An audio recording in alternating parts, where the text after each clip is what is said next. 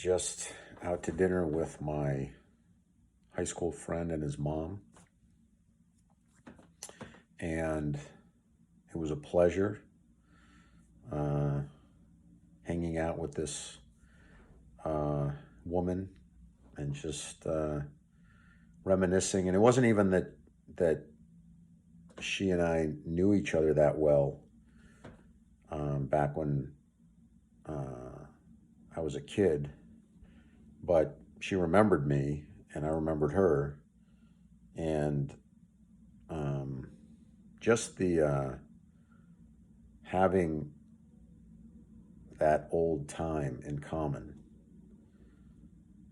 was enough, which is really nice. I'm just noticing over and over again that that's such a nice quality that I never imagined when I was younger. I never imagined that getting older, I would appreciate knowing people who had known me,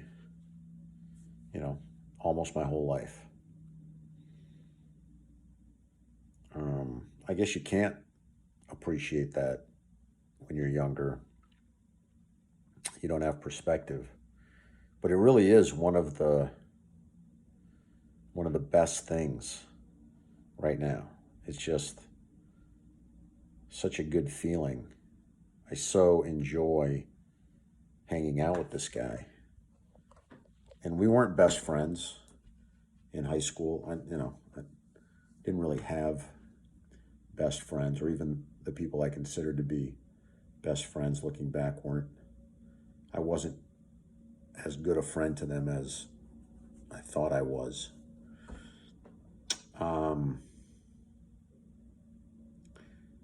But I consider him a friend now, and I'm very grateful to have him in my life. And every time I encounter somebody from those days, or even more recently, just somebody that I've known for like 20 years, it's kind of amazing to me that there's someone in my life who's known me that long. And it's just a sweet feeling, like the feeling of sweetness.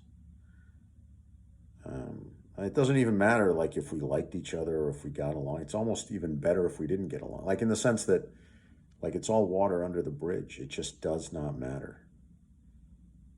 I don't have time in my life for anger and resentment. I mean, I do harbor it in some cases, but I'm getting better at letting it go, which feels good.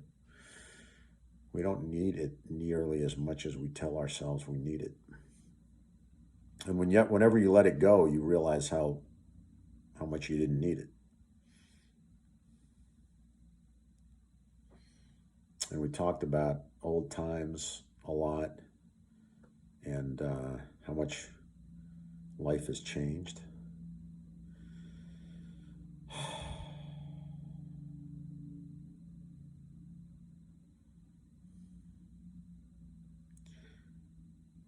It's kind of amazing we're alive, given some of the things we did back then.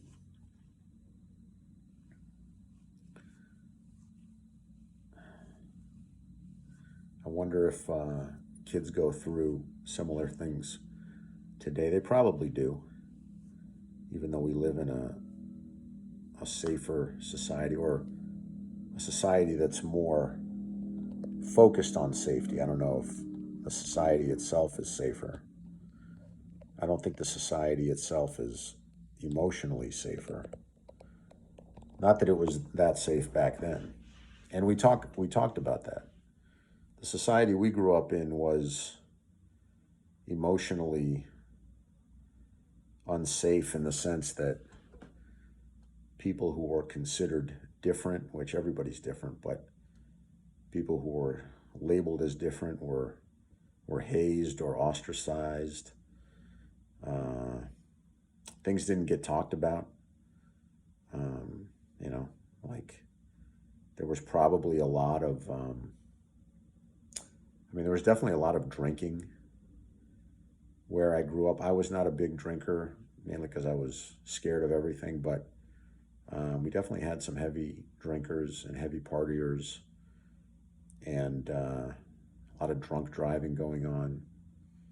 But it was like depression related. It was like, it was just unhealthy, but it was just like what you did. And, stuff didn't get talked about. Like everybody, it was like everybody knew people did stuff, but they didn't address it. Nobody addressed anything head on. Um, I recounted a story of with my friend of taking the keys away from him when he was drunk.